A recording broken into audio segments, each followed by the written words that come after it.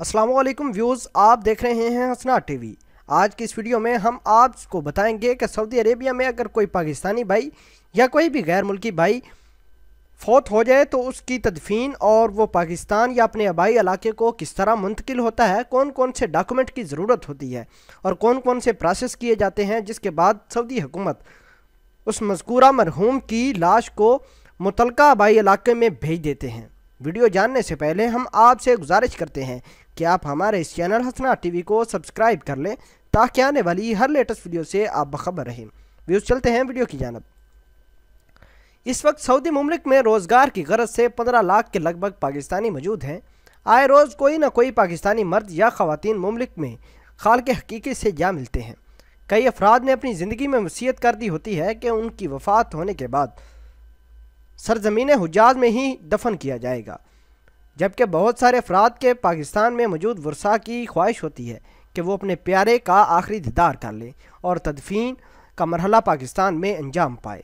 इन दोनों सूरतों के हवाले से सऊदी अरेबिया में वाक़ पाकिस्तानी कौंसल खाने की जानब से एक तहरीरी हदायतनामा जारी किया जाता है, जिसके मुताबिक अगर किसी मुतवफ़ी को तदफीन के लिए पाकिस्तान वापस ले जाना हो तो उसके लिए बुनियादी शर्त NOC है। इस NOC के हसूल के दर्ज झैल कागजात की फराहमी ज़रूरी है।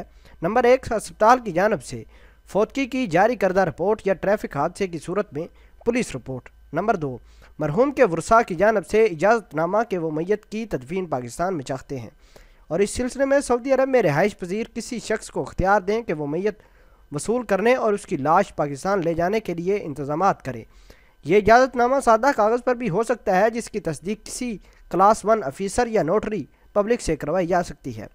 नंबर 3, मरहूम के पास पासपोर्ट और अकामे की नकल। नंबर 4, मैयत वसूल करने वाले के पासपोर्ट या अकामा की नकल। नंबर 5, NOC के साथ साथ मरहूम के वर्सा की जानब से इजाज़तनामे के तर्जमा अरबी तर्जमे की तस्दीक भी कौंसलेट से ज़रूरी है। अगर मैयत की तदफीन पाकिस्तान में मकसूद है तो कौंसलेट का जारी करदा NOC और इजाज़तनामा सऊदी अरेबिया में वजारत ख़ारजा से तस्दीक करवाएँ। इसके बाद कार्गो बुकिंग कराएँ और स्लिप हासिल करें। तस्दीक शुदा NOC, इजाज़तनामा और कार्गो स्लिप लेकर कमिश्नर या गवर्नर ऑफिस जाएँ। गवर्नर ऑफिस केस की नवैयत के मुताबिक मंजूरी मुतलका पुलिस हेडक्वार्टर, ट्रैफिक पुलिस या दफाई अल मदनी को भेजेगा। नंबर 7, पुलिस से रब्ता करके मुतलका बैंक में मौजूद फ़ीस जमा करवाएँ। 8, कार्गो ऑफिस से मैयत ले जाने के लिए बुकिंग कराएँ। नंबर 9, अहवाल मदनी से मैयत का डेथ सर्टिफिकेट भी हासिल करना होता है।